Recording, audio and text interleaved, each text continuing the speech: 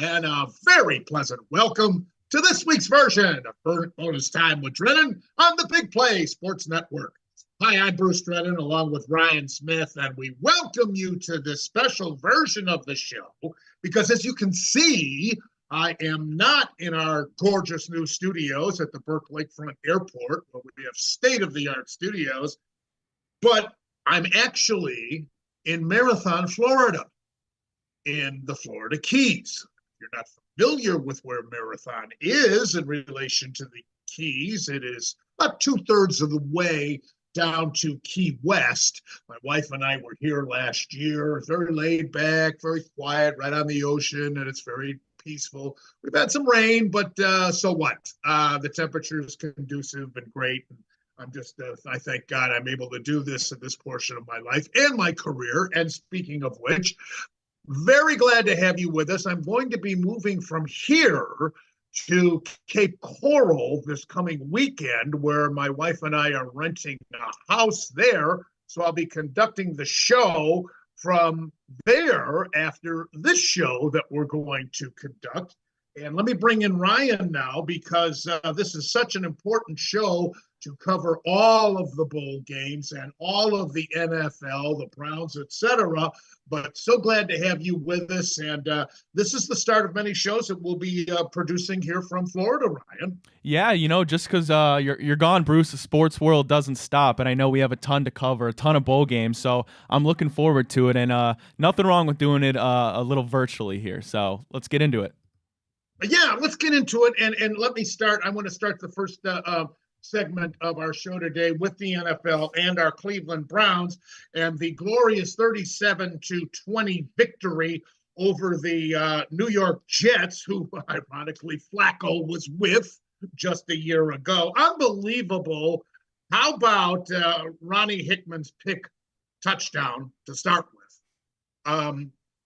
Our offense scored touchdowns on 4 of 7 possessions in the game in just the first half. And how about Flacco, after the mistake that he made on the Jets pick touchdown? He immediately comes back with a 3-play, 75-yard drive and finished 19 of 29 in the game for 309 yards, 3 touchdowns, and his favorite target, David Njoku, with 6 catches and 134 yards. Boy, this has become very obvious. I mean, Cooper's great and all, but it's obvious, Ryan, that indeed Njoku is now the favorite target of this tremendous story of the Cleveland Browns and the NFL this year, and I'm talking about Joe Flacco. Yeah, I mean, just to start with David Njoku, right? It's been absolutely incredible to see him unlock David Njoku to this potential that we've all been waiting to. It's his 7th season here with Cleveland, which that in its own right just kind of seems crazy to say, drafted with Myles Garrett.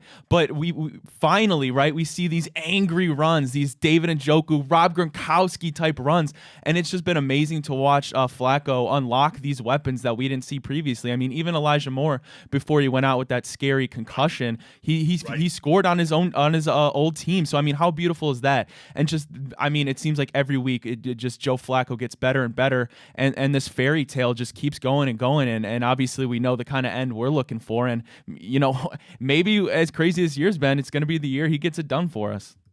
Well, then there's Jerome Ford. Ford rushed for 64 yards on 12 carries, and he also had 2 receiving touchdowns in that game. And by the way, Flacco's 296 passing yards in the first half are the most by a Browns player since 1991. And Njoku had the most receiving yards by a tight end, 113, since 2016. Now, I thought the greatest play of the game was when Flacco almost was sacked and got clobbered in the face somehow. At 38 years old, he escaped, went to his left, and then found Ford throwing across his body, I might add. That's not easy, for the completion, and then Ford took it home. A spectacular play. How at 38, even though he's not known for his legs, never was, as a great NFL quarterback, Super Bowl champion quarterback, as he was with the Ravens. How is he, Ryan, able to be so elusive at 38 years old? Yeah, Bruce, I mean, I don't know. Maybe he's found the fountain of youth or something, but it's just been absolutely incredible to see. And that play you're talking about where he did get clobbered in the face and rolled out, I mean, credit to Jerome Ford, too, on that catch and run. I mean, both of his touchdowns against the Jets were second effort touchdowns. And we needed that run game to kind of reignite as it kind of faltered a couple weeks with Joe Flacco at the helm. So it's nice to see that get going, certainly, as we get headed to the playoffs. But just credit to everybody on that offense. And obviously, Joe Flacco is going to get the crown for us. But guys like Jerome Ford, like we mentioned, David Njoku, I mean, they've just been absolutely phenomenal. And everybody on that offense has been crucial to what they've been able to do these last 5 weeks. So now that the Browns have clinched a playoff spot as the number 5 seed, it means that we will play at the NFC South winner. And right now that's Jacksonville. They have the inside track. They're going to be at Tennessee. So that brings us to this question. Do you sit Flacco? Do you play him for a quarter? I certainly don't want to risk any kind of an injury to this guy. He's been a godsend for us. All we can do is compliment Barry on the acquisition of Flacco. I am still amazed some other team didn't grab him before we got him after Deshaun and that DTR went down. But do you sit him here? Yeah, I mean, it's definitely an interesting debate, and it's something Kevin Stefanski's really going to have to juggle. And, luckily it's his job on the line and not ours. We don't get paid to make these decisions.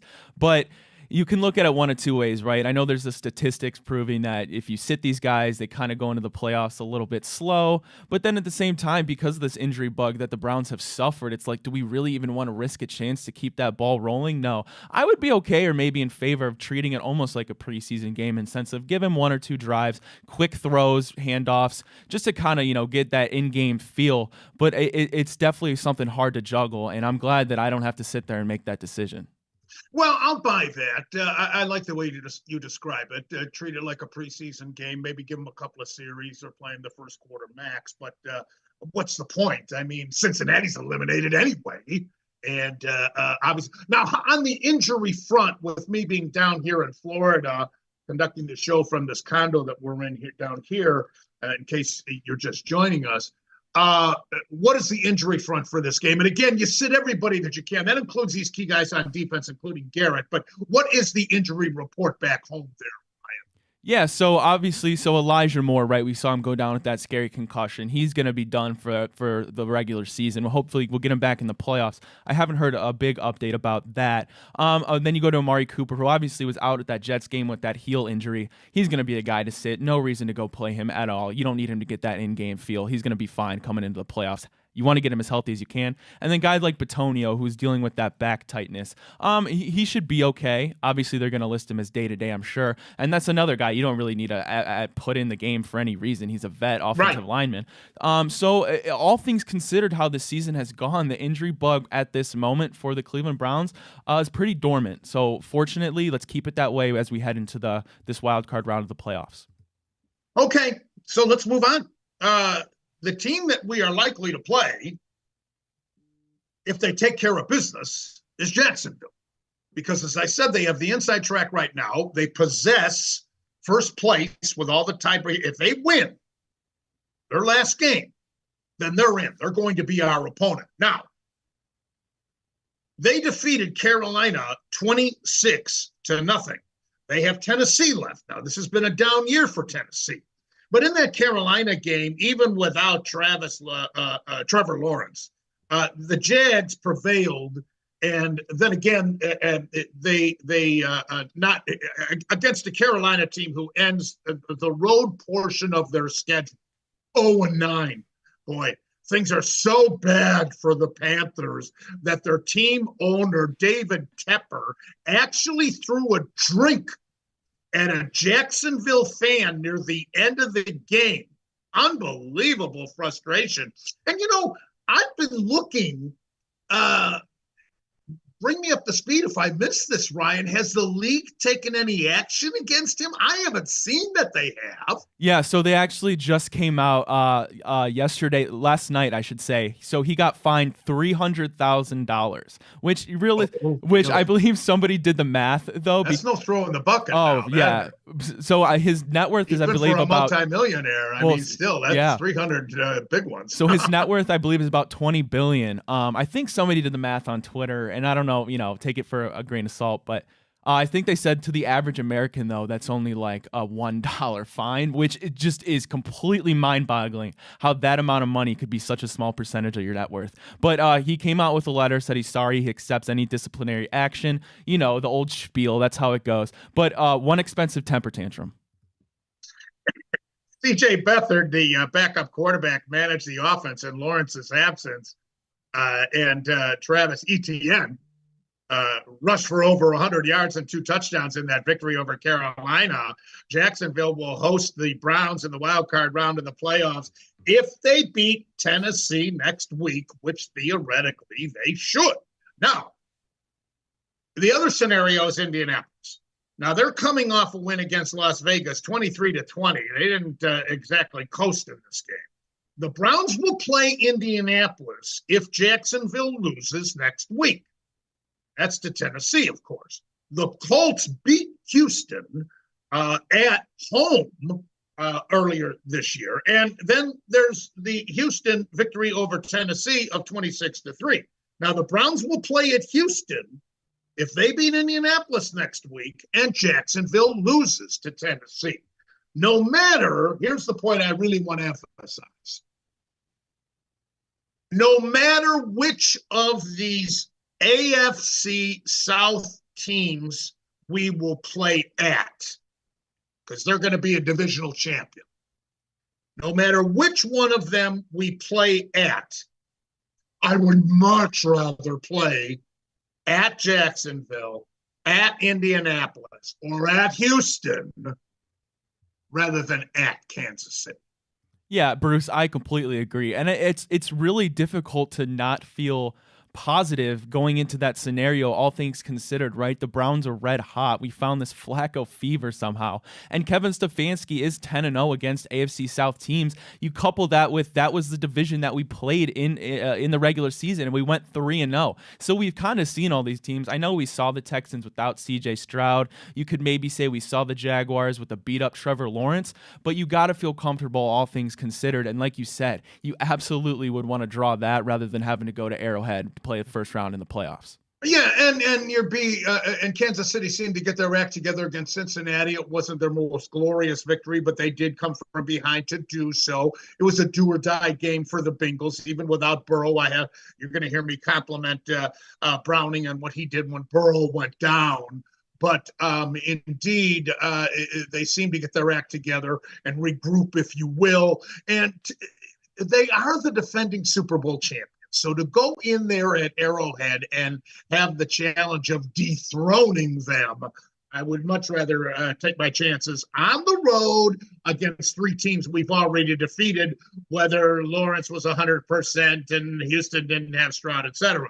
All right, now let me recap some of the other games in the NFL since we've been on. Because, last week we weren't on because of the Christmas holiday. But here we are back now in the new year, and we wish you all a happy new year, certainly. And by the way, Ryan, how was your Christmas and New Year's? It was good. It was really good, Bruce. It's a nice little break. Good to see family, of course, as always. And yeah, I have no complaints. Got a couple nice gifts. But yeah, it was really, really good, Bruce. I hope you had a good holiday as well. Thank you. Oh yeah, again, just relaxing down here, laying low with my wife Jackie, and so. Who you met for the first time before we recorded that last show, before heading south a couple of weeks from today. All right, I want to get to all these NFL games and then talk about the scenarios as we head into this last week of the regular season. Let me start with Dallas defeating Detroit. Thank goodness the Lions already wrapped up the NFC North title and a playoff home game. Because the clever and I mean clever, The clever 2-point conversion pass it turned out to the lineman Taylor Decker, number 68, by the way, was negated by the ineligible receiver foul for not reporting. Now, to me, it looked that he did report, but the referee, Brad Allen, said that Dan Skipper, number 70, is the one that reported and not Decker. This was an obvious mistake by Allen. It appeared to me that Allen turned away too soon when Decker came over to him to report. But then, an obvious mistake. No ifs, ands, or buts about it. An obvious mistake. But then the offsides penalty gave Detroit new life. And here's what kills me. Okay, glaring mistake by Allen. Glaring. But you, by the football gods, get another chance because of this offsides. So what does Coach Campbell, who raised holy heck during the game and after the game, justifiably, but if I'm a Lions fan, I'm going to raise holy heck against him because the element of surprise was gone. Why go for two again? You escaped with this offsides call. It was an obvious offsides too, by the way. It wasn't a payback call by the crew. Why not just kick it and send it into overtime and take your chances? Now, some people would counter and say, okay, the Lions had already clinched the divisional crown. What did they have to lose? But, to me, it was a fabulous game. It was a playoff type game. But I just don't get it. I mean, you could have kicked and tied the game. So Campbell, for all his ranting and raving, I mean, he's open for second guess criticism, in my opinion, as well. Your take. Yeah, well, I'll tell you this, Bruce. I know that there's two people that are certainly happy that the Lions didn't win that game, and I'll tell you who that is exactly. One, it's got to be the 49ers, right? Because if the Lions did win that game, then the 49ers wouldn't have technically clinched that 1 seed yet, so they would have still had to play this Week 18 if they wanted to really get that against bye. The Rams, too, by the way, they're arch rivals. Right, and then secondly, like, this guy will never say he's happy, but I'm happy for him, and that's Kevin Stefanski. And I'll tell you why, because that loss pretty much catapulted Kevin Stefanski ahead of the list in terms of Coach of the Year winners, and now I would be very shocked to see anybody get that award but Kevin Stefanski. Oh, that's interesting. I never thought of that. I didn't think of it because, of course, Detroit is in the NFC. But yeah. Well, Dallas is now in the driver's seat to win the NFC East. And Sunday they play at Washington. By the way, a lot of people, can you hear that? Can you hear that plane? No, you're all good. I can't hear anything. Okay, good. I'm glad you can. But there's an airport close by and a lot of prop jobs take off and land there. I was just curious if you could, because I got the doors closed, the sliding doors closed here, so we block out as much outside noise as possible. Allen's crew has been assigned to work the Pittsburgh-Baltimore game in this concluding week, for what it's worth. Now, whether they'll get a playoff game or not is going to be the interesting question, Brian. Yeah, and I was kind of surprised to see them get this spot in the Ravens game because, correct me if I'm wrong, Bruce, I'm pretty sure that that's primetime, which it would be surprising to give them another primetime game, given that this whole year, the whole thing about it has been this officiating problem. And in a game that had so much implications like that, right as you're getting geared up for the playoffs, that was kind of the cherry on top of the whole theme of this season, is just being that these officials are getting way too many calls wrong. And to see that happen on that stage where we are early January, I mean, it's mind-boggling. Well, Allen's a veteran, but this was Allen's mistake. I mean, his whole crew shouldn't be blamed for That's it. very true. It was Allen's mistake.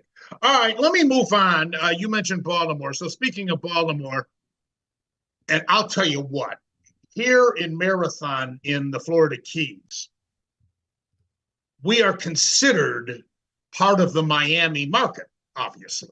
So we're getting Miami local television. And the hype and the buildup to this game this past Sunday against Baltimore was unbelievable. Unbelievable. And to have that kind of an outcome, 56-19, hello. Miami fans are very, very upset about this in Dolphin country, if you will, following this annihilation at the hands of the Ravens, who earned the number 1 seed with this victory and a bye in the AFC playoffs and clearly established themselves as the team to beat in the AFC. Now, not only can Miami lose the divisional crown this concluding weekend against Buffalo, and I think they flexed that game, Ryan, to prime time on Sunday evening, the Buffalo-Miami game, which is here. It's here in Miami, where the Dolphins have only lost 1 game during the regular season. As we know, we've talked about it a lot here on the show. They're so tough at home, and they got to prove they can beat somebody of worth on the road, which they haven't done. But they're going to have to do it pretty banged up, too. Tua got hurt in this game, and he got hurt on his throwing shoulder. Tried to exemplify. I'm going to take my ear pocket off. The throwing shoulder, his left shoulder, is where he got hurt. So we'll see. I'm sure he's going to answer the bell. But it is noteworthy. And by the way, is there any doubt that Lamar Jackson is the MVP? I mean, come on. This guy against Miami threw for 321 yards and five TDs. Amazing. Buffalo defeated New England 27-21. Now, this was an ugly win for the Bills, and it sets up the showdown with Miami this coming Sunday night for the divisional crown. But Buffalo beat up on Miami 48-20 in their first of the 2 divisional games, and that game was in Buffalo. Now, the Bills can still qualify for the playoffs if they lose to Miami, provided if Pittsburgh loses at Baltimore and Jacksonville loses at Tennessee. No coach in their right mind wants to have to depend on that. There are scenarios. So take care of business and you're in. And the Bills, by the way, Ryan, are a slight favorite in this game. Did you see that? Yeah, I did. I mean, it's kind of crazy to think about. I mean, a pretty bad week for Miami fans, right? Not only did you pretty much get just swept off the field, but then you lose Bradley Chubb to such an unnecessary season-ending injury. Yeah. And what was supposed to be a division that looked like the Dolphins were going to run away with, now are the Bills right here on their heels, who have beat them earlier this year. And if they win, now somehow they're the AFC East champion and they host a playoff game. I mean, you would have told somebody that a month ago. I don't think they would have believed you one bit. Right. Pittsburgh defeated Seattle 30-23. And how many times have we said this throughout the year? How in heaven's name?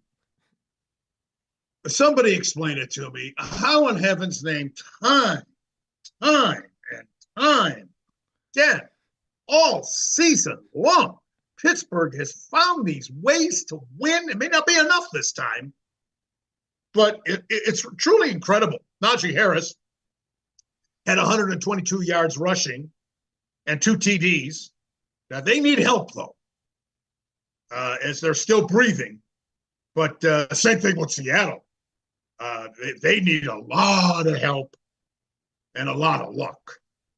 All right, now that brings us to Kansas City's victory over the Cincinnati Bengals, and this clinches the 8th consecutive divisional title for Kansas City against a team that they played, Cincinnati, the last 2 years in the AFC Championship game.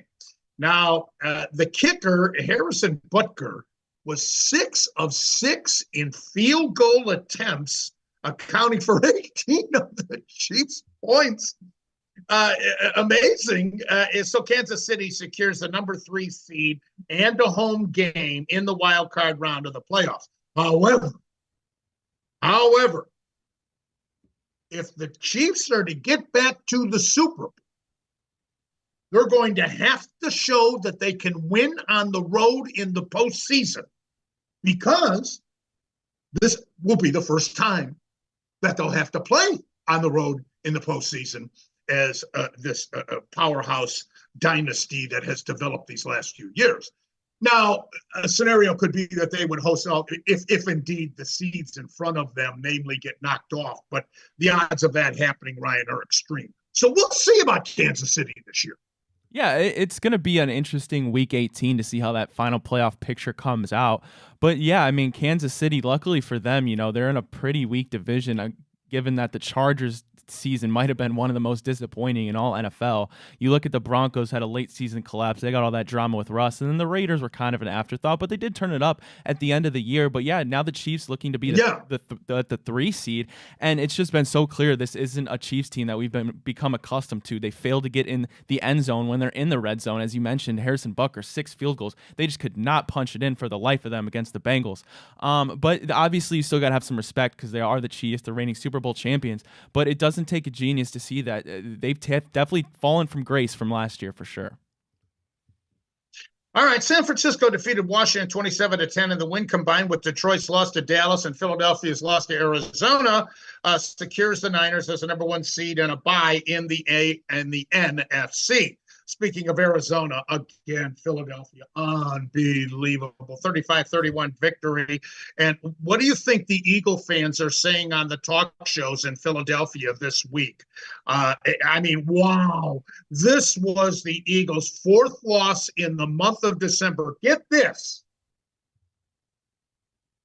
They were 10-1 going into the month of December. 10-1. I'll tell you why I'm so upset, Bruce. It's because they were my last leg on my parlay to win $300. I thought it was golden. They let me down. But I mean, yeah, they're got to be the most just turned around team in the NFL right now. I'm not sure if anybody would be scared of them. Credit to Jonathan Gannon going back into your own team's stadium, beating them, and good for them. Kyler Murray seems to be their future. Jonathan Gannon came out and said so, but the Eagles are in just such a bad spot right now. And now there's rumors coming out that A.J. Brown is causing drama in the locker room. They're disorganized. It's just not good for Philly. I wish I could say I'm sorry for them, but not one bit. Kyler Murray, you mentioned, finished with 449 yards versus, here's another point. This was against an Eagles defense that at the beginning of the season, and the way they started off, was considered the best or one of the top 3 defensive units in the entire NFL. Am I right or wrong? You're absolutely right. You think an early exit is in the cards? Well, I will say the Cowboys, now it's in their hands, right? They just got to win this last week to get that home field advantage. We know how big that'll be for them. But yeah, if I'm the Eagles, I mean, maybe you'll squeak out a win, maybe against, like, I'm trying to think of who they would be matched up against. I don't know. I've got that here in a minute. Yeah, but I mean, I wouldn't have any confidence right now if I was an Eagles fan in my team. New Orleans defeated Tampa Bay 23-13 at Baker Mayfield, and the Bucs blew an opportunity to clinch their 3rd straight NFC South title. However, Tampa Bay can still win this ridiculously weak division with a win at Carolina this coming Sunday. Meanwhile, New Orleans keeps their slim hopes alive, and they conclude fittingly at home against Atlanta in their finale. And Atlanta getting trounced by the Chicago Bears, 37-17. What a joke the AFC South is. The Falcons can still win it with a win over New Orleans, and Tampa Bay losing to Carolina, as I say. Believe it or not, by the way, the Bears fans now seem to think that they have found their quarterback because they were chanting Justin Fields. Justin Fields at the end of the game. Did you check that one out, Ryan? I didn't know they did that, but I would, if I was a Bears fan, I would do the same thing. I think the correct decision for them to do. Justin Fields has shown way more talent than we thought he possibly could have had in that Bears system here coming down this late stretch in the season. And he's just been awesome to watch. He's putting the ball where it needs to be consistently. And he obviously has that athleticism that you really can't teach. And I don't know, to go away from that to draft a rookie quarterback, I guess the only reason to be is maybe you want to reset that contract, wait a couple years to pay him. But if I'm the Bears, I'm rolling with Justin Fields, and I'm taking the best available, which is hopefully Marvin Harrison, to give him another weapon with DJ Moore. Just a couple of days ago, I was in the pool here at the complex we're at, and I met a couple of guys, younger guys, from they own a construction company. They're cousins, and they're from Chicago, the Chicago suburbs. And the one guy, I said to him, Justin Fields, at least you have found your quarterback with the Bears. And the one guy, oh, I don't know about that. Well, then after the game, yeah, he changed his mind. He says maybe I should reconsider. The LA Rams defeated the New York Giants 26-25, and despite a very lackluster performance by the Rams against a very bad team, the Rams qualified for the playoffs by eking out this win and getting help later in the day, quite frankly. Pittsburgh's win over Seattle did it for the Rams in this one. And then Green Bay defeated Minnesota 33-10, and Jordan Love was 24 of 33, 256 yards and 3 touchdowns. Aaron Jones ran for 120 yards in front of the Vikings fans to secure a postseason spot if they beat the Bears at Lambeau next Sunday. Now, that's a great rivalry and certainly not a given. Just like I told you about the Raiders and Chiefs, that's a very intense rivalry that goes back to the old AFL days, and you saw what the Raiders did to the Chiefs a couple of weeks ago. But at least the Packers do control their own destiny. Now, here's the playoff picture, and this could drastically change, and I'm sure it will after this weekend's concluding regular season games. But in the AFC, Baltimore obviously has secured the number 1 seed in the bye. So presently, Indianapolis is the number 7 seed, and they play at number 2, Miami, if indeed the playoffs were to begin this weekend. But Indianapolis' status is up in the air, and so is Miami's. Buffalo's the number 6 seed presently, and their status is up in the air pending this game against Miami and other factors. They would play at Kansas City. That'd be interesting. Mahomes against Allen. And then the only given is us playing right now against Jacksonville or whoever wins the AFC South. NFC. Frisco has secured the number 1 seed. Green Bay right now is the 7th seed, and they would play at Dallas. The LA Rams are the 6th seed. They would play at Detroit. And wouldn't that be interesting? Stafford against Goff. That would be awesome. That would be awesome. The trade of a few years ago. Stafford goes to LA. He wins the Super Bowl. Everybody thought that the Rams ripped off Detroit, getting Goff, who was an underachiever when he was with the Rams, and now look what he's done with Detroit. Wouldn't that be interesting, Ryan? That'd be a special matchup. Yeah. And then finally, Philadelphia, presently at the number 5 seed, would play at Tampa Bay or whoever in that ridiculous division. So let me go through the spreads for this final weekend. Cincinnati's actually a 6-point favorite over the Browns. I don't know why they're eliminated. We're already in. I mean, I would probably make this game a pick game. Nobody knows who's going to play or who's not going to play. It doesn't mean anything for either team. It really doesn't. And don't give me this Battle of Ohio crud, please. Yeah, we won that battle week 1 this year, so. Yeah. Yes, there you go. All right, Baltimore's minus 3.5 against Pittsburgh. How motivated are they going to be? How much are they going to play Jackson? Yeah, so That's actually really interesting, Bruce, because you look at the Ravens team, right? We talked about how potentially not playing for a week could throw you off. However, you look at how the Ravens have to deal with things. Not only do they have this essentially week 18 bye, but then they have another week of they're going to be off because they have that number one seed. So you got to wonder, are they going to trot Lamar out there for a couple series, kind of like how we talked about potentially doing it with Joe Flacco? Because I don't think you want to necessarily not have some in-game action for your MVP quarterback for 2 weeks. So it's something they're going to have to balance, but it'll be interesting to see what Harbaugh decides to do there. Also interesting to see what Rudolph is doing as the quarterback, taking over for Trubisky, who was certainly disappointing after Pickens went down. Yeah, 250 yards for him, got the W. They put up 30 points, won in Seattle. Not an easy place to win at all whatsoever. So they're still in the playoff picture somehow. They need help from Buffalo, but you never know. Houston's a mere 1-point favorite at Indianapolis. That's a legitimate line. Stroud is back for Houston. I mean, that's a toss-up game, obviously. They both desperately need it. New Orleans is -3 at Atlanta. Same scenario in the NFC South, the weakest conference by far, or division by far. And I don't know why they're a 3-point favorite. They're hosting Atlanta, I should say. I may have said that they were at Atlanta. Jacksonville, a 5.5-point choice at home against Tennessee. Okay, I could actually see a full touchdown there. Tampa Bay's a 5.5-point choice at Carolina. Baker Mayfield on the any comment there about Baker and the finale for them? I'll just say they win the ring. Yeah, I'll just say I'm happy to see Baker honestly thriving. It's good to see him, he got that reset, new environment. We know he's a soon-to-be father, and you can tell there's signs. I think he kind of calmed down, realized he needed to, get his act together, and he really has, and good for Tampa Bay. I do think they're going to extend him, and they found their quarterback for the next couple of years potentially.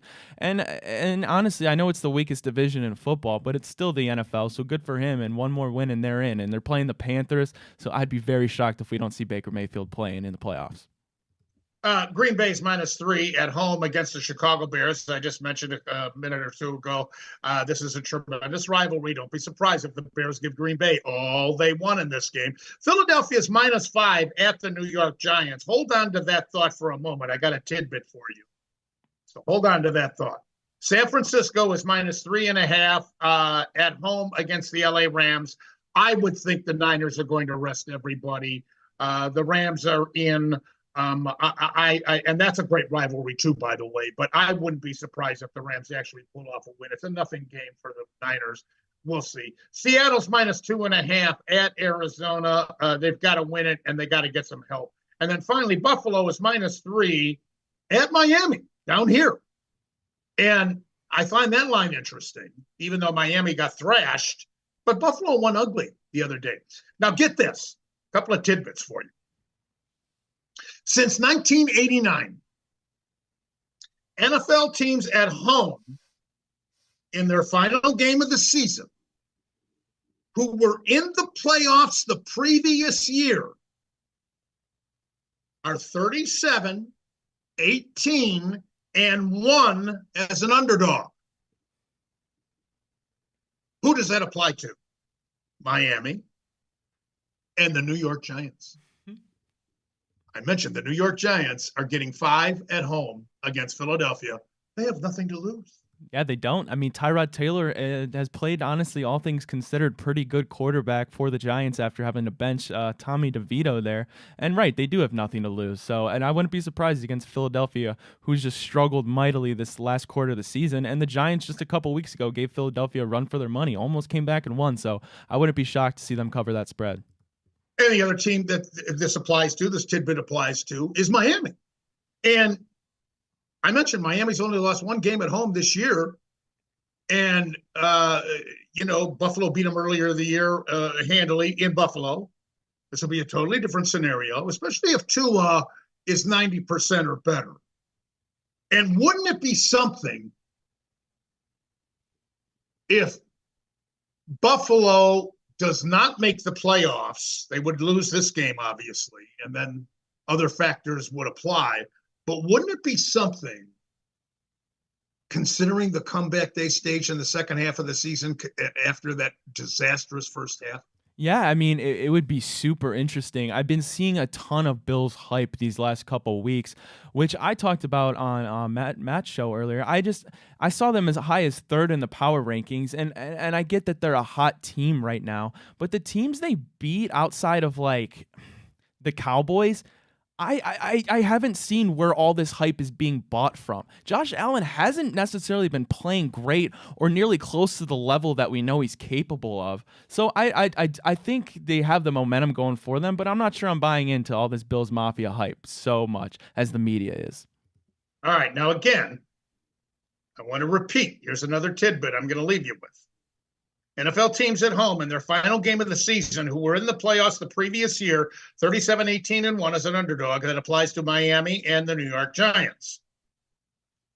When those teams, in this case, Miami and the Giants, are coming off a loss of 17 points or more, that eliminates the Giants because they lost by what, 1 point? Yeah, 1 point. Yeah, so that eliminates the. So now we're only talking about Miami.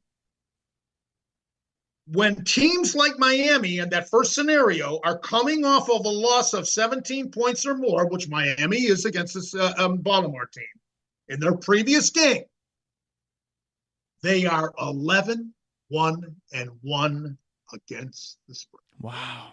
Sounds like free money. And they're getting 3.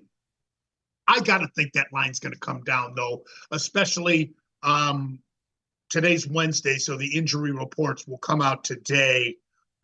If Tua is okay, I think that line will come down myself. By the way, before we go to break, boy, do I have a ton to cover with you on the bowl games.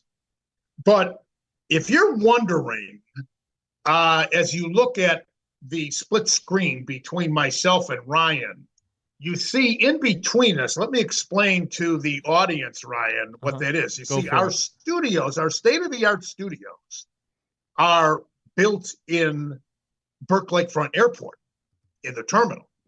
Gorgeous studios. I mean, this is my 53rd year on radio and television, and these studios are as state-of-the-art as I've ever worked in. They're beautiful. I've told you before, the lights are more intense than when I was on the network doing the show. You did mention that. Unbelievable.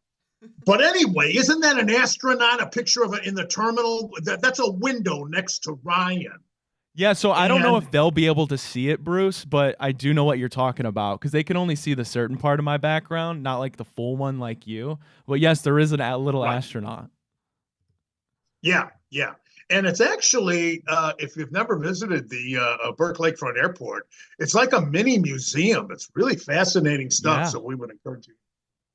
All right, when we come back, let's take a break. When we come back, we'll cover all the bowl games, the scenarios, the recaps, and what's coming up between Michigan and Washington when we return on Bonus Time with Drennan here on the Big Plays. Great to have you back with us. Bonus Time with Drennan, Big Play Sports Network. Big Play Network presented by Tipico Sportsbook. Tipico Sportsbook app has your traditional bets like the money line, spread, and point totals. Also, locked-in player props. Check out Big Play Boosts every single week to back your favorite Cleveland teams and athletes with the best odds in Ohio. Get in the action, load up for football season.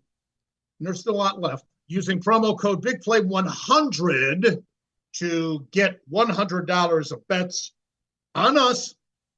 Just bet $25, and we will give you $100 of bet credits. Bet with the Big Play crew all season long with Tipico Sportsbook. All right. I have to start with Ohio State and Missouri, 14-3.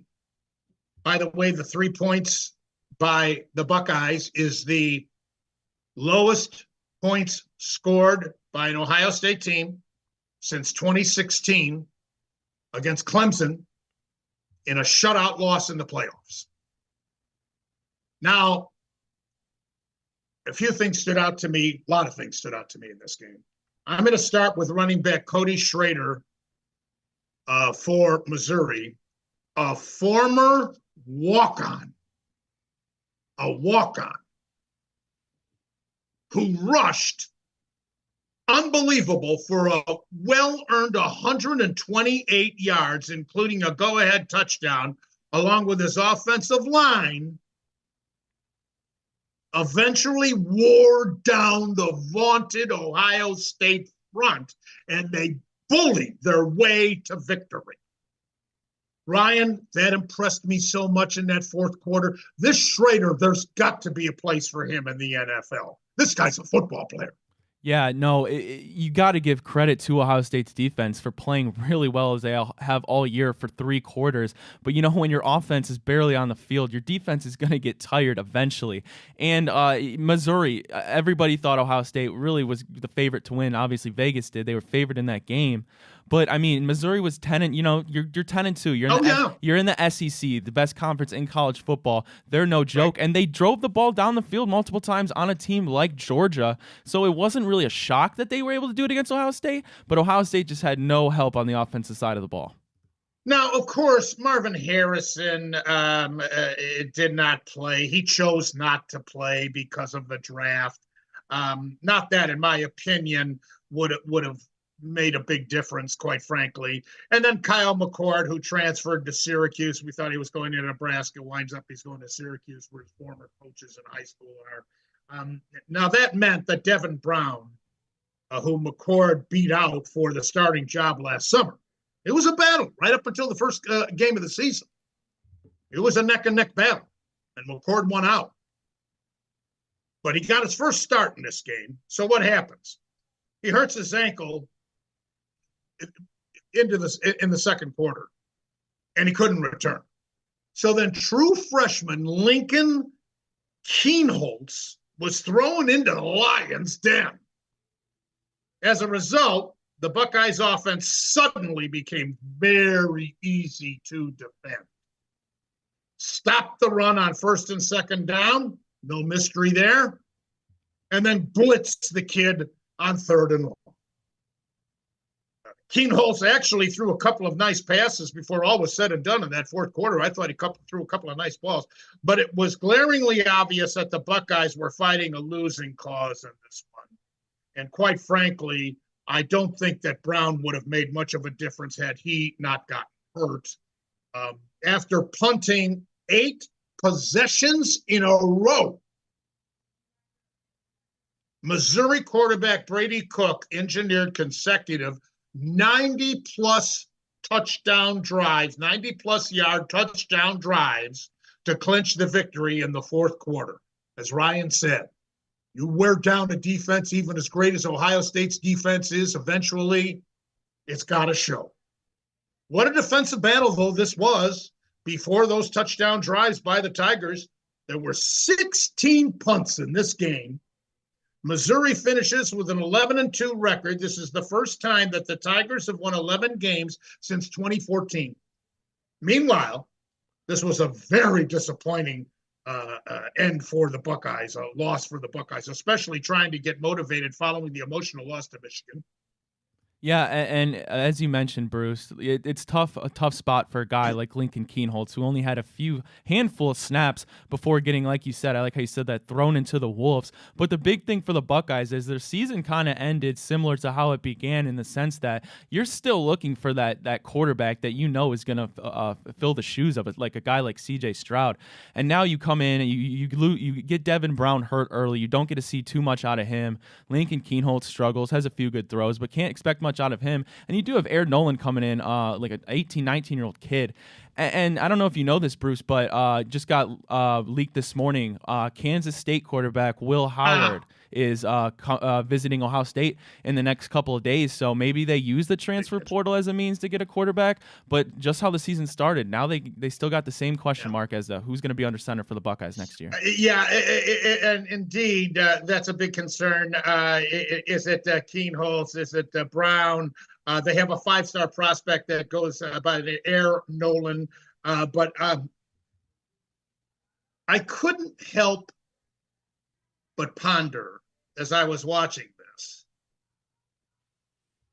What would Quinn Ewers look like under center for Ohio State had he not transferred? We're living in this unbelievable age of NIL. Couldn't the boosters, with their tremendous foresight, muster up enough money to keep Ewers at Ohio State and say, just wait a year. Just wait a year. And wham, there you are. Now, he could have taken over this year instead of McCord. Had he stayed at Ohio State, he would have been the starting quarterback, not McCord. And how would he have looked? And you certainly can't blame him for the loss to Washington. He played a great game. Yeah, he did really. He really played. Yeah, he did play a fantastic game. Unfortunately, that defense, Penix just kind of destroyed it, for a lack of better terms there. But you're right, it would have been nice to see Quinn Ewers in a Buckeye uniform still, because certainly you would have gotten better quarterback play than you did this year. And it's a guy like Quinn Ewers is interesting because he hasn't declared for the draft yet. I'm sure obviously that decision will come now that he's out of the college football playoff. But then, I mean, he can't really decide to go back, because I got a feeling that Arch Manning, they're not going to let Quinn Ewers, I should say they're not going to let Arch Manning sit another year. So it'll be interesting to see what Quinn Ewers does here. And the other kid, Murphy, who took over for Ewers when Ewers got hurt earlier this year, has already entered the portal. Yeah, I don't know if he's committed to another school yet. Believe, if I'm not mistaken, Malik Murphy actually a few weeks ago committed to Duke, I believe. Oh, to Duke. Okay. Excuse me. Okay. I did have, and the other thing here with Ewers leaving, I can't help but think about Joe Burrow when he was at Ohio State, left, got his act together at LSU, and then the year after that, he wins the Heisman and they win the national championship. But it's funny Ryan mentioned that earlier, because I have here in my notes, rumor, the Buckeyes are said to be in the running for Kansas State quarterback Will Howard. Well, there you go. So I did have that. Yeah, there it is. And now the other thing here, this was the SEC over the Big Ten, although we were certainly undermanned. But what about Ryan Day? We cannot move on until we talk about Ryan Day. His only losses in the Big Ten are to Michigan. And he can't be blamed for this loss. But what about Ryan Day? Now, what about Ryan Day, we ask? If he loses to Michigan next year, but see, this scenario, college football is so screwed up. Let's say he loses to Michigan next year, but we're obviously going to be in the playoffs. And then we even if we don't play Michigan again in the playoffs, but we advance to the championship game and lose. How do you fire Ryan Day? Yeah, even if you lose to Michigan in that regular season finale. I've had this conversation with multiple people that, there's so much weight on that Michigan, and rightfully so, because it is one of the most beautiful rivalries, not even in just college sports, not even just football, but in the sports world in general, as we've ever seen, right? It's almost like there's more weight on to win that game than to almost go win a championship. And I know that those two things often go hand in hand. You have to beat Michigan to get into the college football playoff. But there is so much weight on that game for Ryan Day. And you go look outside Michigan, he's flawless pretty much in the Big Ten. But it's mind-boggling. And I know Buckeye fans are they're nervous. They don't know if Ryan Day has what it takes to replace a guy like Urban Meyer. And I guess we'll find out. In my personal opinion, though, if they were to fire Ryan Day, I think it would have been done already. So I expect him to have at least one more year under there. But yeah, if he loses to Michigan again, I would be shocked to see if they ever bring him back. Unless he gets in, even if he loses to Michigan, he's going to qualify for the playoff. Exactly. And if he does well in the playoff, how do you fire him? I don't know, Bruce. You can't. I agree. That's my point. I totally agree. Again, getting back to next year's matchup against Michigan, so what if we lose to Michigan? We're still in the playoff. Again, the meaningfulness of that game, and let's say Auburn was as good as they've been in the past when they had Cam Newton, et cetera. Let's just pretend that. And they were undefeated or one loss, and Alabama was undefeated or one. Same thing.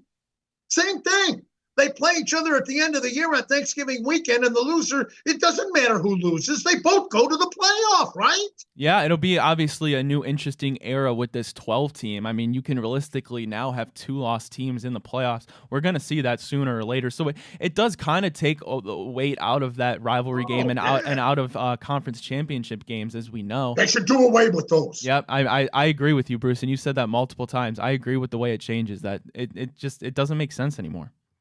All right, let me get to these other games, even some of the minor ones, because I have significant tidbits for you. Rutgers beat Miami 31-24, and again, being down here in the Miami market and the Keys, they're not happy with the Hurricanes. Kyle Monakwe rushed for 163 yards and a touchdown, and head coach Greg Schiano did a fabulous job at Rutgers. You know, he led Rutgers to their first winning season at 7-6 since 2014. And meanwhile, Miami finishes at 7-6 in a disappointing season after high expectations to start this campaign. The Hurricanes faithful down here are very restless, and there are many of them on the news. My TV is to the left of me as I'm on the air here with you. Many of the sportscasters are speculating about Mario Cristobal, the head coach. You know, the days of Howard Schnellenberger, Jimmy Johnson, and Scott Erickson, they're long gone. They're long gone. So Big Ten beats the ACC in this one. And Rutgers, it was like a home game for Rutgers playing in Yankee Stadium, being in New Jersey, which I found that kind of interesting. Minnesota beat Bowling Green 30-24, Big Ten beating the MAC. That was expected. Northwestern beating Utah 14-7, Big Ten winning over the Pac-12 in this game. Boston College beating SMU 23-14. Yeah, this was a home game for Boston College, just like it was a home game for Rutgers in Yankee Stadium, because this game was staged in Fenway Park in Boston. Horrible weather, and SMU was not used to that. And the same thing for Miami playing in New York City against Rutgers. So it brought this to mind. Think of how many times throughout the years we have said, wouldn't it be interesting to see how these Southern good weather teams play in our conditions up north?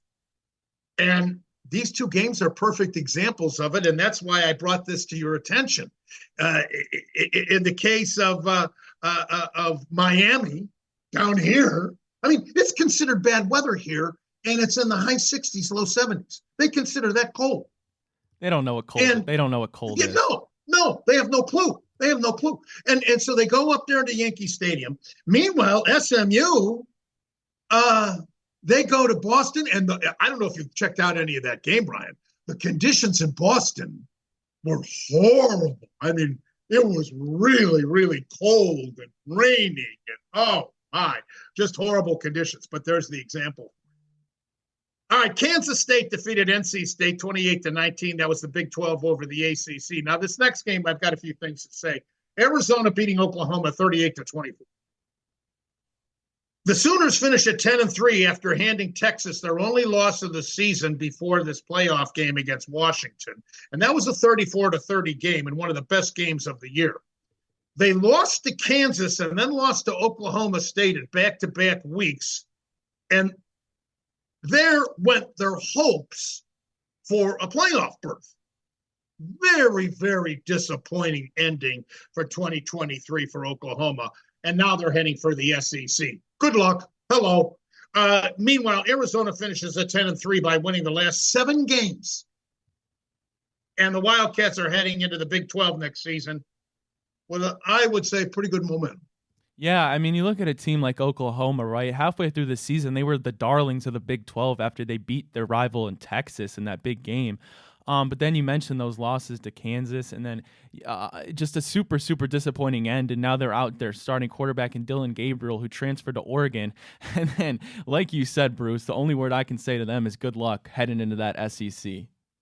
Next season, in their first season in the SEC, Oklahoma plays at Auburn, the traditional Red River rivalry game against Texas, and they host Alabama.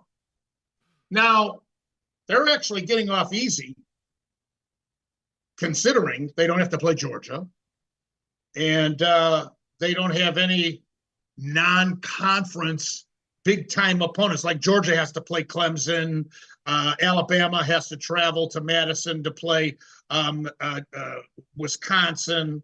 So you see what I mean. All right, let me move on because I got a lot to cover here. Next is Notre Dame against Oregon State. And 40-8, the final score. Starting quarterback Sam Hartman and 6 other starters for Notre Dame chose to sit this game out. So Steve Angeli sees the opportunity, and boy, did he glitter big time. Did he glitter?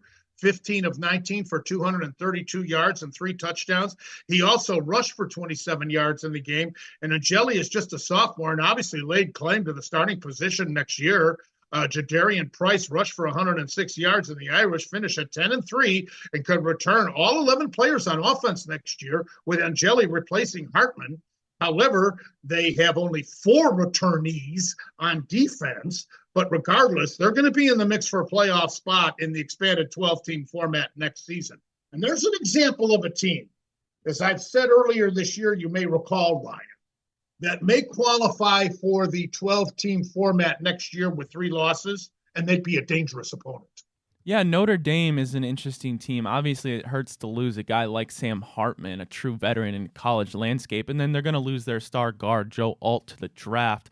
But Marcus Freeman is building something, I think, pretty special there. They're going to be a good program, as they always have been. They're going to get the recruits. They got the big name, but it'll be interesting to see a team like Notre Dame, how they continue. It's just so crazy that, they're independent. You always wonder what they'd be like if they were, say, a Big Ten or an SEC, but maybe we'll never know. Not in my lifetime. Not with that NBC contract. They could hog all that money to themselves. All right, Clemson defeated Kentucky 38-35. In week 4 of this season, Clemson lost to Florida State 31-24 in overtime. I watched that whole game. That was one of the most entertaining games of the entire college football season. So it's only fitting that they conclude the 23 season with an equally entertaining bowl victory against SEC rival Kentucky. Back and forth the whole game, especially in the fourth quarter, which saw, get this, 5 turnovers, 4 touchdowns, and 5 lead changes taking place.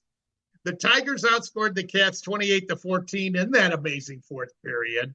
And former Clemson All-American Trevor Lawrence and Travis Etienne cheered on their alma mater, from the sideline. That was a great game. Ole Miss defeated Penn State 38-25. Here's one for you. I think it's safe to say that Penn State was the 3rd best team in the Big Ten this year. I'd agree. Their only loss was to Michigan and to Ohio State.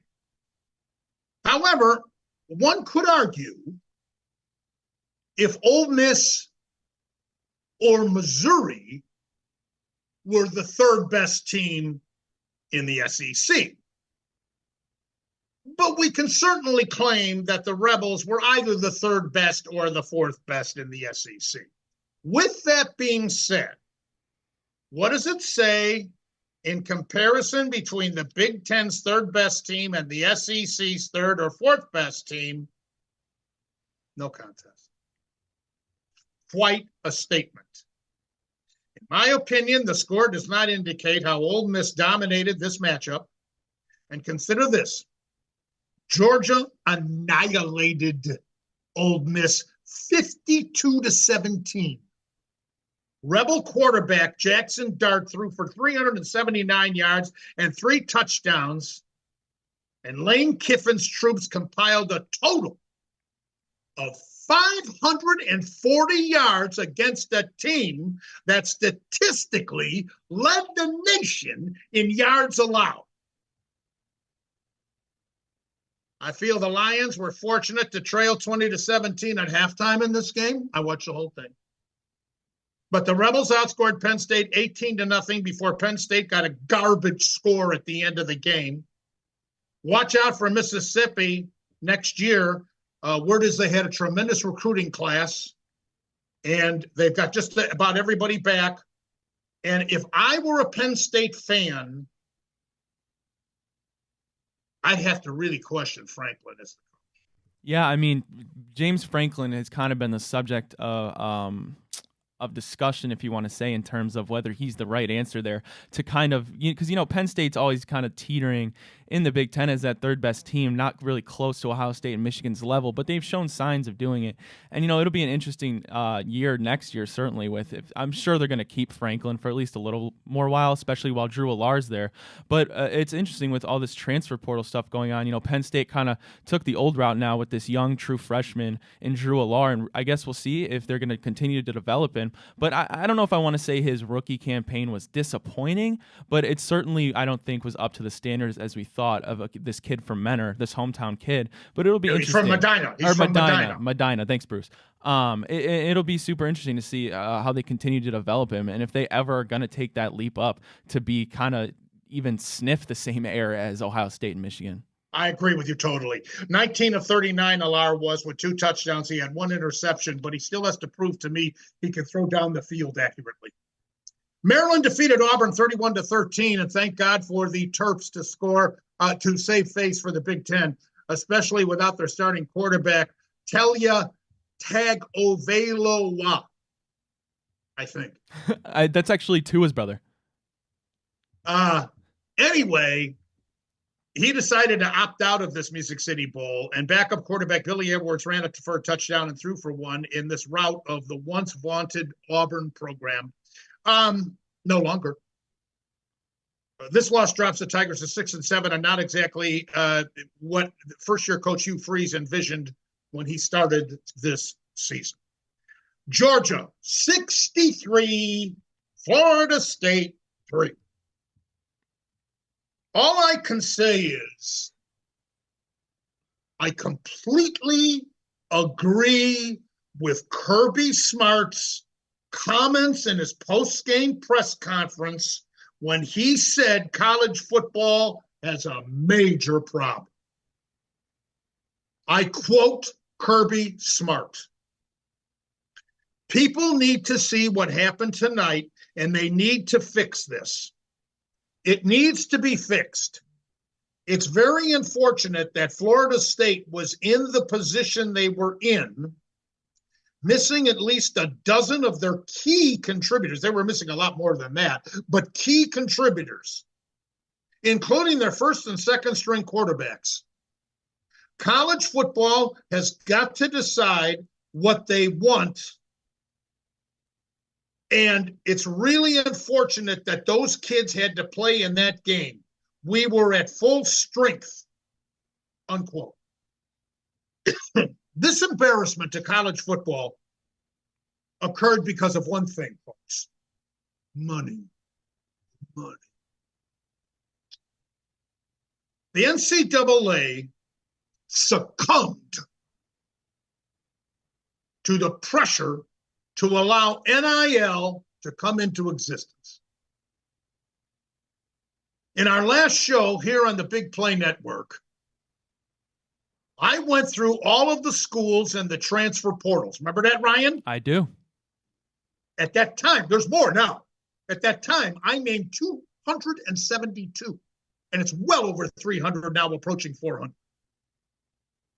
Hundreds of them, all because of money. It's not hard to figure out. These talented players are being offered big money to transfer to their school. Now, I've said this before. How does NIL benefit college athletes that are gymnasts, swimmers, track and field, volleyballers, golfers, baseball players? I don't blame Kirby Smart for pouring it on.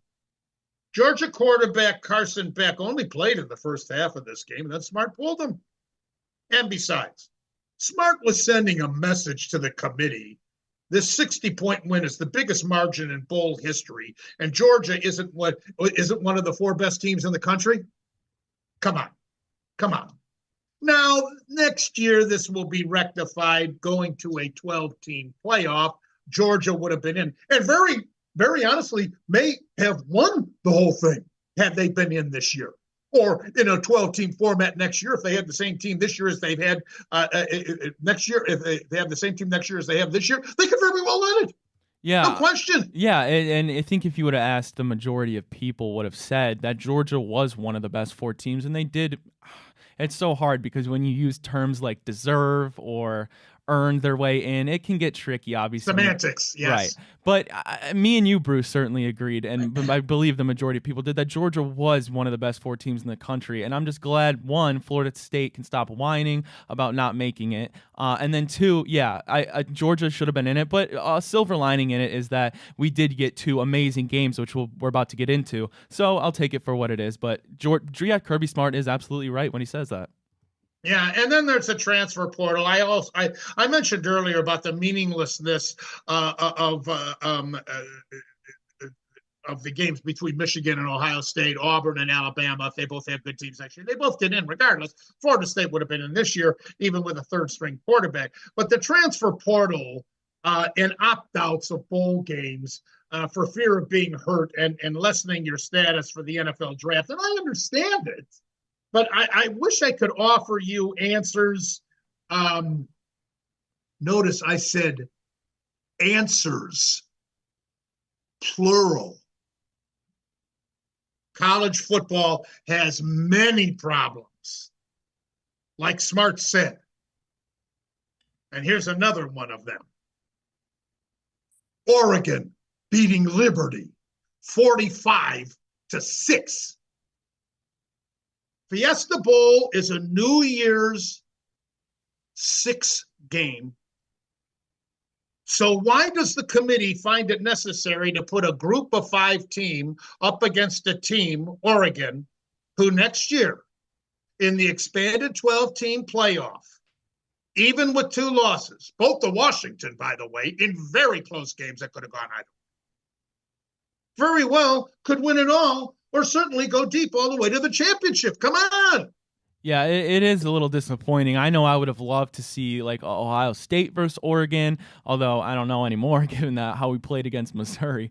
But you're absolutely right. The game, I mean, there's just too many snooze fests. And I mean, it all started when Georgia just absolutely routed TCU in that national championship. And it kind of seems like it's just getting worse at this point. But you're so spot on when you say there's so many problems in college football right now. And unfortunately, there's more problems than answers. And I'm not sure we're going to get many answers anytime soon.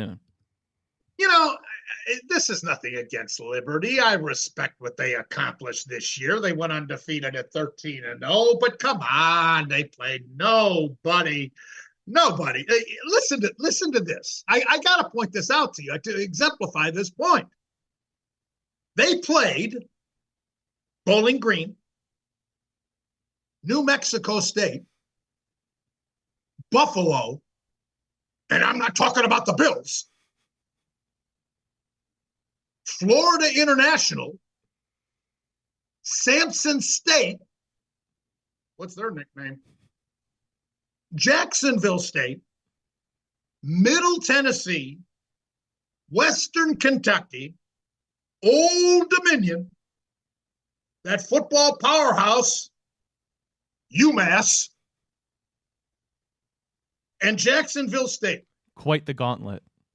Or no, and UTEP. I beg your pardon. I can't forget about UTEP. They're a power too. Come on. Why would anybody pay good money to go to this bowl game to see the halftime show? They have anybody good? They did have an entertainer. I was switching channels, but they had an entertainer. He seemed pretty talented. But give me a break. Nothing against Liberty, but come on. And I'll bet that this game got real big ratings. Now, if you believe that, you believe that the NFC South is by far the toughest conference in the NFL. Tennessee beat Iowa 35-0.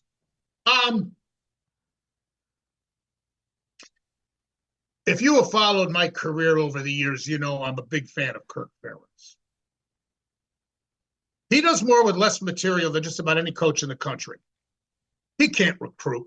with Ohio State, Michigan, Penn State, let alone Tennessee, who he got thrashed by, or any other SEC team. Yet he always wins 9 or 10 games, as he did this year, and he has a good bowl record. But until Ferentz gets some playmakers on offense, I don't care how good a defense he has, he's going to lose. And especially to a talented SEC team like the Volunteers. LSU beat Wisconsin 35-31, and just when it looked like Wisconsin was going to save face for the Big Ten in this one, Brian Kelly, of all people, and his Tigers staged a comeback and pulled out the win against a very well-prepared Luke Fickell Badgers team. It's really a shame Wisconsin lost, because I thought the Badgers, known as a running team, Fickell gave them a brilliant game plan. What does he do? He passes. He's got this quarterback, Tanner Mordecai, who threw 27 of 40 for 378 yards and 3 touchdowns. This is Wisconsin. But give LSU credit. They outscored the Badgers 21-10 in the second half. Yeah, you look at a program like Wisconsin, a new coach in Luke Fickell. I remember when he came to Cincinnati, didn't have the greatest first year, but you know how that goes. Then you get your program kind of built around the culture you want to. You start to get recruiting prowess. But yeah, Tanner Mordecai, I believe former SMU guy from the AAC when Cincinnati was still in there with Fickell when he was with the Bearcats. But it'll be an interesting year for Wisconsin. You get that first year with Luke Fickell at the helm, and then like you said, they got a test in Alabama next year, which will be certainly a great game. If I'm Wisconsin, I'm not too worried. You would have liked to see them win that game against LSU, but I think Wisconsin will be a power in the Big Ten within the next couple of years. Notice that Cincinnati reference. I have to get one in at least once a show. Ryan Wood, that's his alma mater. That brings us to the two biggies. Michigan 27, Alabama 20 in overtime, and this much anticipated matchup lived up to all the hype. What a tremendous game. First and foremost, I've got to give credit to Jim Harbaugh. I got to give him all the credit in the world. I thought he definitely outcoached Nick Saban. Definitely. Big time. Let's look at the total yardage. 354 total yards for Michigan, 307 for Alabama. How often does Alabama get outgained in a game? And how often do you see an Alabama quarterback get sacked as many times as Milroe was? Now, I was also very impressed that the Wolverines didn't fold when Alabama took control of this game at 20-13 in the fourth quarter. On the contrary, Michigan players exemplified a not-to-be-denied attitude and managed to come back and tie it and then force the OT. And the Wolverines promptly showed in that overtime that they were destined because they scored that touchdown very quickly in OT. But still, Alabama had their chance to tie it. And that play call by Saban, having Milroe run right up the middle, what a mistake that was. And he's wide open for criticism as a result. And I do know why Saban did that. Because if you paid close attention, the way Alabama took control of the game in the second half was by Milroe running. And not to give Milroe the option to run or pass on that last play, to me was mind-boggling. Why go up the middle? Yeah, it looked like in the replay, it was hard to tell from the angle that we saw. It could have been maybe a low snap. But I'm not, I don't know if Milroe kind of just did that out of reaction, thought the play was busted because of the bad snap. But that's certainly not the way you want to go out in that situation. It was a little bit of a low snap, but he fielded it cleanly, and he still had secured possession, no problem, and could have run either right or left with an option. It was just a bad call by Saban, and he admitted so after the game. He admitted that he blew it, And Michigan finally woke up. The defensive coaches on Michigan finally woke up and realized, hey, it's because of Milroe's running that we fell behind in the second half, and particularly in that fourth quarter. So we got to figure they're going to give the ball to Milroe. Milroe's going to do something with it rather than handing it off. And so they stacked the middle in the box. Yeah, and now I got to imagine as we're headed to the national championship. I mean, Blake Corum has been playing amazing. I think he scored in something like 14 straight games, and you got to imagine that they're going to be favored heading into this matchup against Washington. They are. And we'll get into that. Are. We'll get into that, but I mean, Washington has just continuously proved me and everybody else wrong time and time again. So we'll see. We'll get to that in a minute too, Brian. Very good. You know what? Shut up. Listens. Corum's a football player, isn't he? Oh. Yeah. So Michigan will now play for the national championship, and they last won it in 1997. And by the way, Michigan and Alabama are two of the winningest programs in college football history. And with this win, Michigan snaps a 6-bowl game losing streak. This is the third straight year Alabama will not win the national championship, and that is the first time that's happened for Saban in his tenure at Alabama. And here's one for you. Jim Harbaugh, the coach of Michigan, played for Bo Schembechler. Schembechler was hired way back in '68. But when Harbaugh came to Michigan, in his freshman year, Schembechler almost kicked him off the team. Maybe in a parallel universe, he did. He was 10 minutes late for a meeting. And all these years later, how about that, huh? All right, Washington defeats Texas 37-31, and all season long, as Ryan alluded to. The Pac-12 champions dodged bullets. They were involved in nail biter after nail biter all season long. They could have lost to Arizona. They won that game 31-24. First Oregon game, they won 36-33, could have gone either way. They beat Arizona State, that could have gone the other way, 15-7. They beat lowly Stanford 42-33. They beat no defense Southern Cal 52-42. They beat Utah 35-28, pulled it off at the end. Oregon State 22-20. Washington State 24-21. And then Oregon again for the conference championship 34-31. Monday night, the playoff victory against Texas was another one of these type games. And tied at 21 at halftime. However, Michael Penix threw a dart touchdown pass to Jalen McMillan, and the Huskies added 2 field goals to take command in the third quarter and into the fourth. But the Longhorns were not to be denied. They weren't about to give up. They staged a valiant comeback and nearly pulled it off. Penix threw for 255 yards alone in the first half of that game, and he wound up with 430 yards and 2 touchdowns. Penix, in his 6th year of eligibility, was brilliant. The former Indiana Hoosier quarterback completed 12 straight passes at one point. And in the final year of the Pac-12 conference, Washington will line up against their future Big Ten opponent for all the marbles. And their last national championship, they shared it in 1997. Washington did with Michigan. Look at that. Time's a flat circle. The Wolverines are a 4.5-point favorite, Ryan. Yeah, I think that's a pretty standard, fair spread, given that you do think that Michigan is the better team. But like we've alluded to, I mean, Washington has just been a really, really good story for everybody except the Pac-12 commissioner. I don't remember his name, obviously. But it's interesting just the fact that now whoever wins this game is going to be a member of the Big Ten next year, whether it is Michigan or Washington. But just you got to love this story with Penix, right? He played at Indiana when the team wasn't very good. Goes to Washington, Oregon was favored to win the Pac-12 in the preseason, I believe.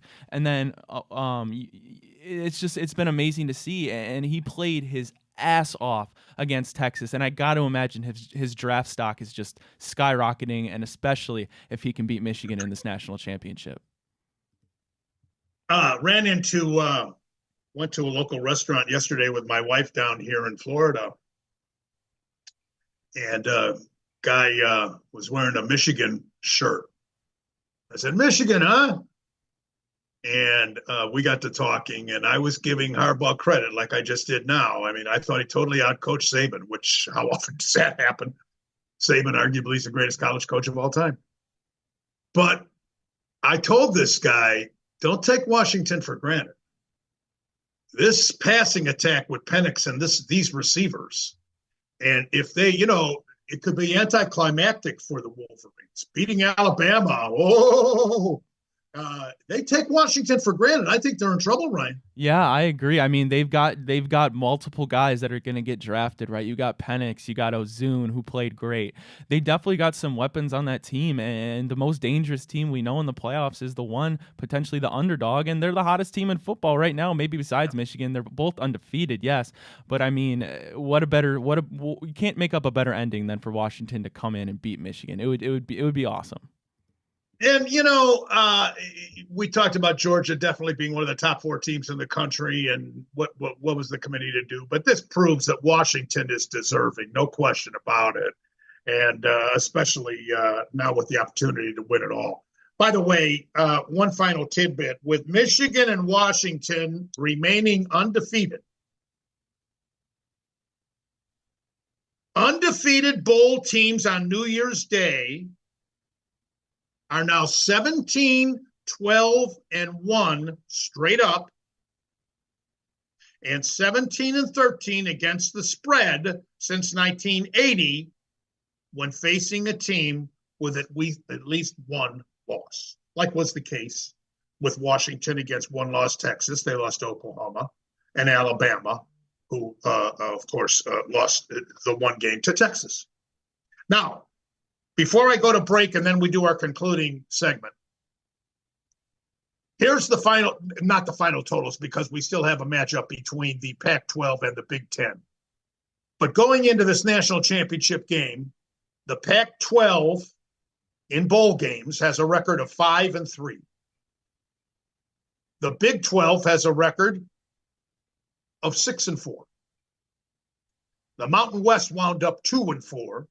Conference USA 2-2, Sun Belt 5-7, MAC 2-3, AAC, not ACC, AAC 3-3, ACC 5-7, Big Ten 5-4, SEC 5-4, and Notre Dame's an independent.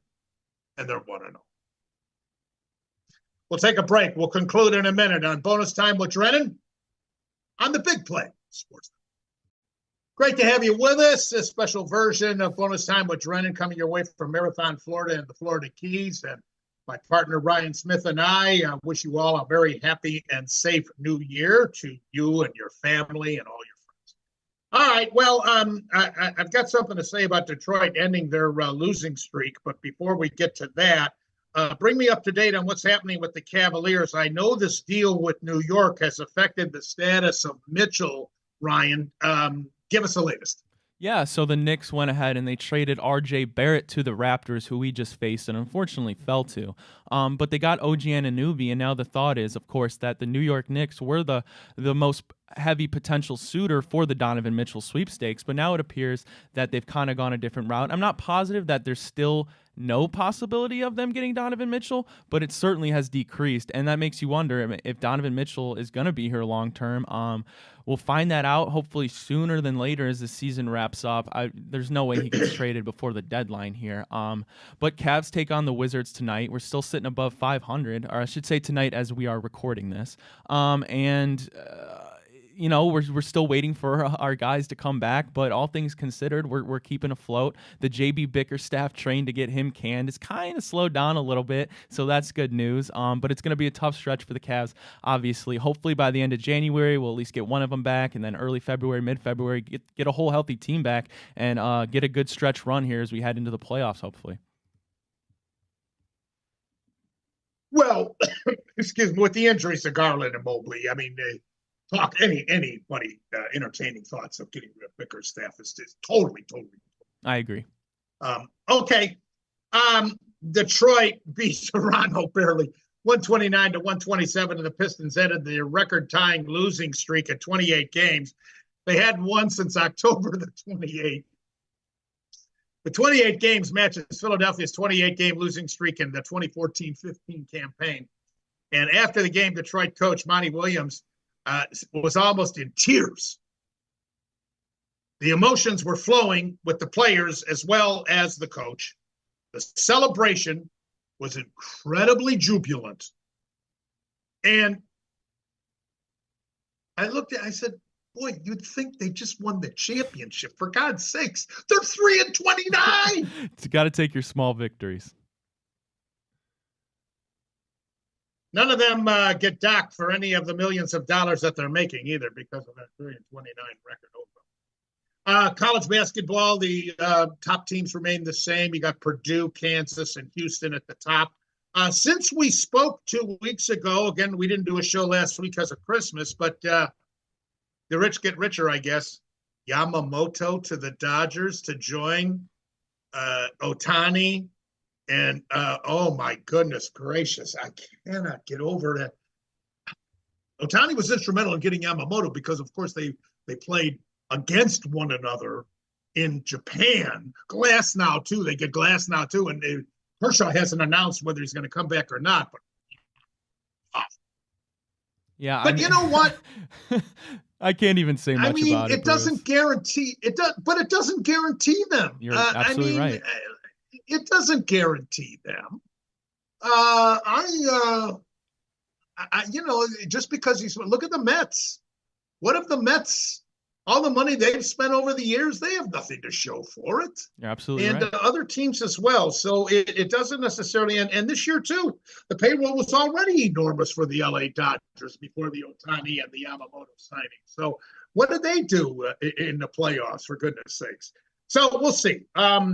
Anything that I should be made aware of? I made a couple of phone calls, but I haven't heard anything on the Bieber trade rumors.